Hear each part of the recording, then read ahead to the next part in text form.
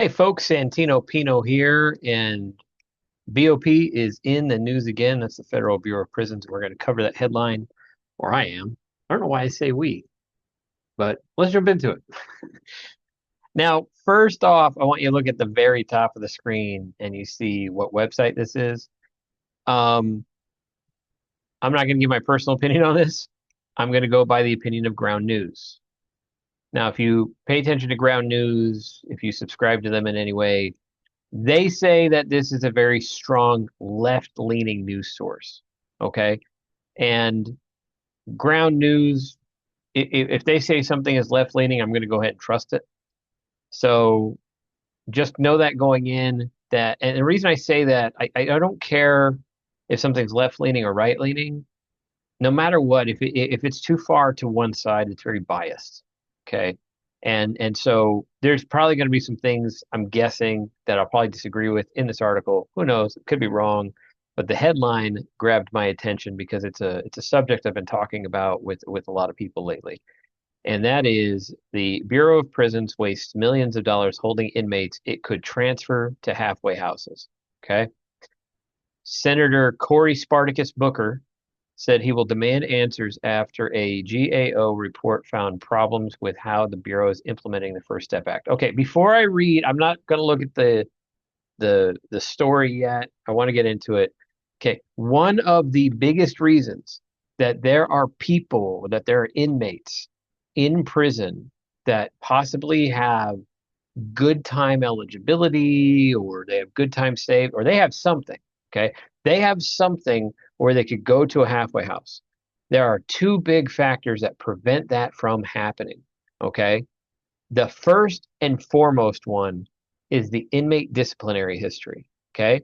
Now, this works very differently based on different agencies, so even the general concept of it is different per se than the Bureau of Prisons exactly. But if anybody has any type of disciplinary parole violation, probation violation history, it could prevent them from going to a halfway house because they're still under custody. You have to remember inmates that go to halfway houses are still inmates in the custody of the agency that is housing them. They are just trusting them to do the last 30 days of their sentence at the halfway house or 45 days or 2 weeks or whatever their halfway house time is. Okay. They are still in custody during that time until the release date. And I have seen inmates that have done multi years behind bars go to a halfway house and within days of being released from custody do something and end up back in prison for 10 years. Okay. Uh, you might be asking why. I never really ask why because I actually know the answer to that one is that most people are just institutionalized. Inmates in prison, they're getting 3 square meals a day. They get to go to the store. They don't have to worry about paying rent. And as long as they just commit some crime, they can stay in there. And there's a whole culture of people, whole culture of inmates like that. The other fact is that you have halfway house availability. You got to remember the halfway house, those are private companies. Those are not government agencies. They can refuse to take somebody based on their contract. Sometimes they can't, depends on the contract that they have, but they can refuse to take a certain inmate based on risk factors. So if you don't have a halfway house willing to take an inmate, that's going to factor in too. Now, I'm saying all that too because I want to go into this article and see what they say, but I know that those are two of the main factors. There could be other ones that they mentioned, but those are two of the main factors. I'm interested to see if this article does that. So, the Federal Bureau of Prisons frequently transfers inmates to halfway houses long past when they are eligible, wasting millions of dollars in interest payments to nonprofits, according to recent report. And while the BOP said it's making progress addressing the delays, Senator Cory Spartacus Booker said that it's not happening fast enough. Okay, I don't know why Senator Cory Spartacus Booker is even involved in this. He's not an authority when it comes to the prison stuff. It's like I don't know. Let's go get some cooking advice from Bill Gates. I don't know what to tell you. Okay. Um, and that is a huge inflammatory uh, short paragraph right there. The Federal Bureau, that's the first line of it. Think about that. The Federal Bureau of Prisons frequently transfers inmates to halfway houses long past when they are eligible. Okay, I don't know how to say this to you, okay, to anyone listening to this. If a prison can get rid of an inmate, they will get rid of an inmate. Let me say it again, Senator Cory Spartacus Booker. If a prison can release an inmate, they will, because there's inmates coming in that need that bed. If there's any way that we can get that inmate out, if there's any way an agency can get that inmate out, they will. Okay? They will. I have never seen otherwise. I have never seen an agency as a whole say, no, we're going to hold on to him as long as possible. Ever. Ever. Has there been very selective times where for some reason something fell through the cracks and an inmate got out later than probably he should? Yeah. And then guess what? They probably get paid too. And that's probably what this article is trying to foster right there. So under the 2018 First Step Act, BOP is supposed. Supposed. Notice how it doesn't say required. Okay? There's a difference there. The BOP is supposed. So if it is required, that's a very strange literary choice for a published article. Okay? BOP is supposed to move incarcerated individuals who have completed education or workforce training courses into halfway houses or home confinement before the end of their sentences. But the releases were delayed in 70% of cases reviewed by the government GAO, which released its findings in the early part of the year. Well, here's the thing. Just because they're eligible doesn't mean that we found a halfway house yet. Doesn't mean we found placement for them, and doesn't mean that they're eligible for it either. Okay? It's hilarious. 70% of cases reviewed, well, they're all going to be delayed because the approval for them to go to home confinement comes first. Going to home confinement doesn't come first. Finding home confinement, a place that will take them, comes, right? And so if you don't have a place, they might have earned home confinement weeks, days, months ago, but if they don't have a place for placement, right? Because here's the thing, like I can already see the left leaning. Left leaning gets very nuanced. It focuses on minute details rather than big picture. Okay. When it comes to the BOP, you got to remember it's a national agency, right? Yeah, we could put them in any halfway house right now, but they live in Texas. But right now we have halfway houses available in Montana. You know, I mean, you got to remember it's a national agency. A lot of people forget that Federal Bureau of Prisons has facilities and a presence across the entire nation. All right. So at best, this is an infrastructure and process failure. At worst, a blatant disregard for the law and public safety, said Senator Cory Spartacus Booker, one of the co-sponsors of the First Step Act, it said in a statement to notice. Okay, co-sponsor, he signed it. Okay, you signed a piece of paper, Spartacus. All right. Um, it's we're just going to continue all these inflammatory statements. It's hilarious. Booker called Senator Cory Spartacus Booker called the high rate of delays a failing grade, and said the delays hurt the chance for incarcerated people to successfully exit prison. Okay, number one, Senator Cory Spartacus Booker is not a rating agency. There's actually one called the Accreditation Agency that rates prisons, and Federal Bureau of Prisons generally does better than most.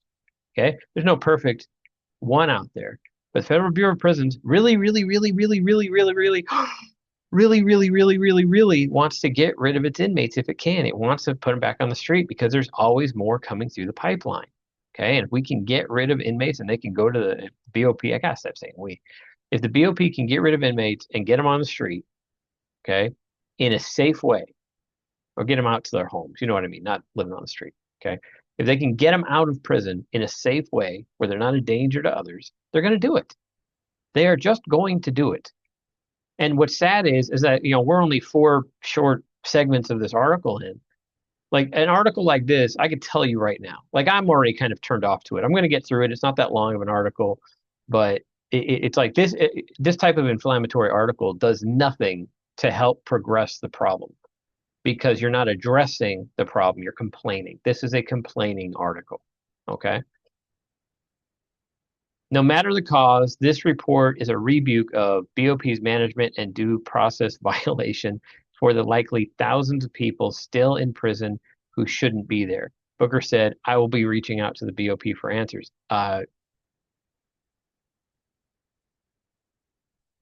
Inc. Senator Cory Spartacus Booker, um, I feel I need to tell you, the Bureau of Prisons director is Billy Marshall. He's got a big office not too far from yours. You could easily get to it. I don't understand the need to say publicly I'll be reaching out to the BOP for answers. You can just walk over there and ask Billy's assistant for some time. He'll sit down with you. Continuing on, earned credit programs for halfway houses are designed to reduce recidivism by connecting inmates with social programs and housing during the final months of their sentences. Research shows that housing instability is a key factor in recidivism. Residential reentry centers are also generally cheaper than traditional incarceration. All right, I'm going to throw something interesting out there. Remember how earlier we were talking about some of the language, and then all of a sudden, I'm going to be real. That's a Chat GPT generated sentence right there, so I'm not even going to address it. Greta Goodwin, the director of GAO's Homeland Security and Justice Office, said delays can be so long inmates may not transfer to a reentry facility at all, affecting their ability to successfully reintegrate into society. I mean, and I disagree with. Okay, I don't believe reentry facilities are necessary. I mean, there's always going to be a percentage, a marginal, but many of these inmates have done years and years and years on the street. Really, halfway houses, I'm going to say the halfway houses exist to reduce the population so we can bring in new inmates and get rid of the old ones. Or the BOP. Every time I say, if you're watching this, somebody count how many times I say we when I say talk about BOP. I've been part of BOP in a long time. If by the time you get to the residential reentry centers, which I'm going to guess they said halfway houses there, you don't have enough time, then that could really affect your ability to successfully reenter. Well, here's the other part of it too, and it's a factor I'm just thinking about right now. Many inmates have days of good time. Days, not weeks, not months, days. Okay. And I'm sorry, if it's like under a month, there is 0 point in trying to find a halfway house. Maybe a few weeks, right? You get 2 weeks at a halfway house. I have seen that before. But I mean, if you're under 2 weeks, there's zero reason to even consider a halfway house. By the time it's all processed, it's going to be exit time anyway. So again, I think they're taking a lot of those smaller cases. Well, they're not letting me use my good time. I still got 72 hours left. Well, sorry. Like, you got 3 days of good time. I get that, but we're not going to be able to find a halfway house in that time. The GAO found that the Bureau has not properly tracked inmates' time earned towards serving portions of their sentence in home confinement or halfway houses and doesn't know how many individuals currently in prison could have. All right, that right there is a straight lie. Number one, that is one of the biggest checked numbers at the Bureau of Prisons. Just because whatever government official you put in front of you to get some clickbait YouTube shorts out of it for the weird stuff that you're saying. But there's good time, the traditional method. There's the new FSA, which I understand are two separate things. Okay. And it's like, well, they haven't properly tracked. Well, the FSA is just, it's new. You have to allow that to be integrated. And as inmates are identified. Now, here's the thing. I can tell you right now, just from a conversation I had with somebody I can't even say on here, I know that the FSA is fully integrated into the BOP right now, all that. So this article is literally talking about, it's trying to create a problem. And I think it's one of those, let's create this article and see if it helps push the needle. And I don't think it will, but we'll continue. The Bureau was also found to frequently pay halfway houses late. It's the government. resulting in more than $12 million in interest payments under the Prompt Payment Act. Godin said those delays could strain the relationship between BOP and residential reentry centers. Yeah, no kidding, dude. The government shuts down, they stop paying their bills. And remember, okay, there was only really one. I'm trying not to make this political, but there was only one political party that was voting to keep the government closed. There was one political party voting to open it. There was one that, as a mass, was voting to close it, and that causes these delays. So I I know we're quoting Goodwin right here, but going back to Senator Cory Spartacus Booker, you caused that problem. You can't complain about that problem. You caused that problem. Got it? Okay. BOP says it's making progress and actively working to fix staffing issues that are a primary driver of delays. That is very true, and we've talked about that. I've talked about that on this channel. There's another one. Let me know in the comments.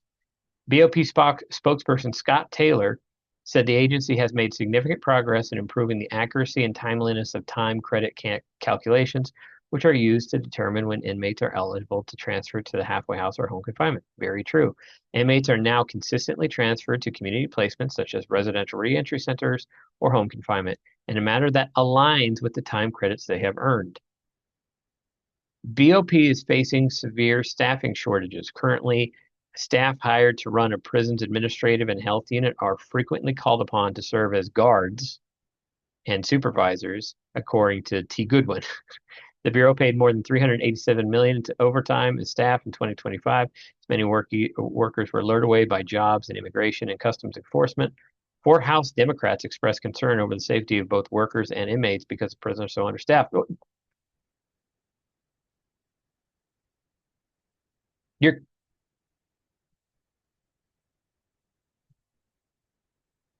then staff them.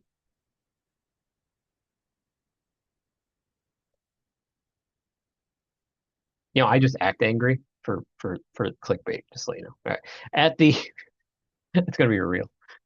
At the BOP's residential reentry management branch, staffing rates dropped below 70% during 2025. Not shocked. The branch has been given permission. This just seems like it's throwing facts now. Okay. The branch has been given permission to fill all existing vacancies and is making significant progress towards hiring staff who review RRC and home confinement placement requests and oversee RRC contract facilities. And the challenge in that is the job that falls under in a Bureau of Prisons environment really is the case manager and what's called the case management coordinator. There's nobody else that does that. Okay. Nobody else has anything to do with halfway houses. It's case managers and the case management coordinator. So you can't hire someone from the street per se that recognize that. They have to understand the BOP system. So a lot of times you see caseworkers hired from within. I have seen caseworkers hired off the street.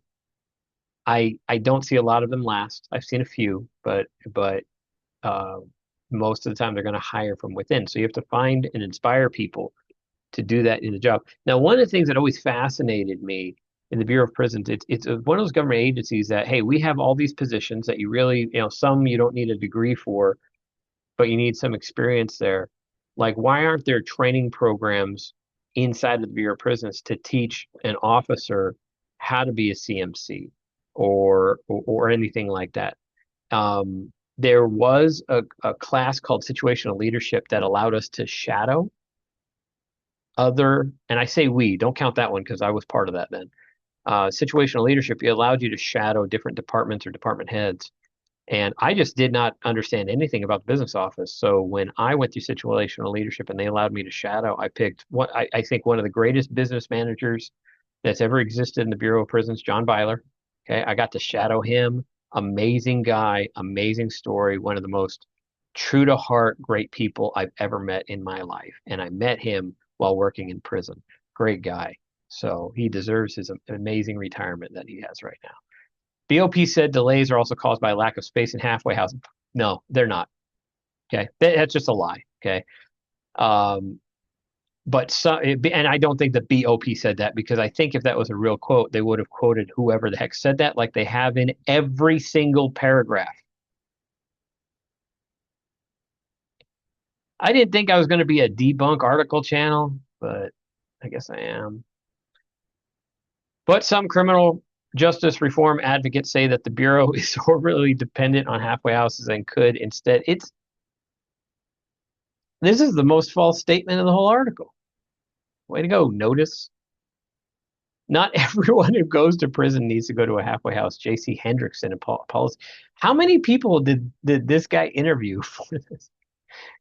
Not everyone goes to prison needs to go to a halfway house. J.C. Hendrickson, a policy strategist for the Brennan Center's Justice Program, told Notice. There's all kinds of people who go to prison for offenses that have somewhere to go when they get out. Problem is they're still in custody. Okay? They are still in custody. And that means anything they do is the responsibility of the agency. Okay? So no, they can't just when they're released, when they have their final conditional release, no conditional release, that they are just out of BOP custody. Their time has been served, and they are out on the street. They go wherever they want. There's nothing more we can do. I'll tell you what most prisons do. They ship them they ship them somewhere, and then they travel from there. Okay, that's how most prisons, not just like the BOP, but most prisons do that. I'm not going to give the details on how any specific prison does it. That's a dangerous thing right there. So, but they can't go home under halfway house. They can't go into the environment that caused them to become criminals, because that's where they're going to go. Okay. If the BOP focused on that, they could really alleviate all of these. I'm trying to say it without laughing, folks. If the BOP focused on that, they could really alleviate a lot of these issues, Hendrickson said. It's not enough just to pass the law. You have to make sure the law is fully implemented. All right. So what we've got today, an inflammatory BOP headline that interviewed 17 people. That's an exaggeration. And said nothing. So, see, the thing is, this is one of those headlines that I see a lot, unfortunately, and it usually comes from one side of the news sources, where it's about the headline and not the story.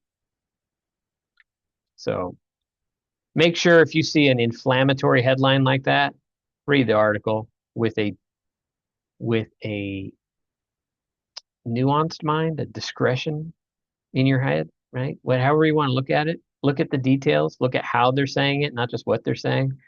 Because this is one of those articles, again, inflammatory headline in an article that said nothing. Sorry, BOP, you get a lot of attention. Hey, you know what? I had one of these about me last year, so that's okay. So I think that's funny. If you got some of this, I appreciate you being here. Thank you for watching the video. Any TSP questions, you know who to call. That's me. I'm the guy. Make sure you like and subscribe, and get ready for the next BOP headline. And maybe, just maybe, it'll be a real story this time. Have a good day.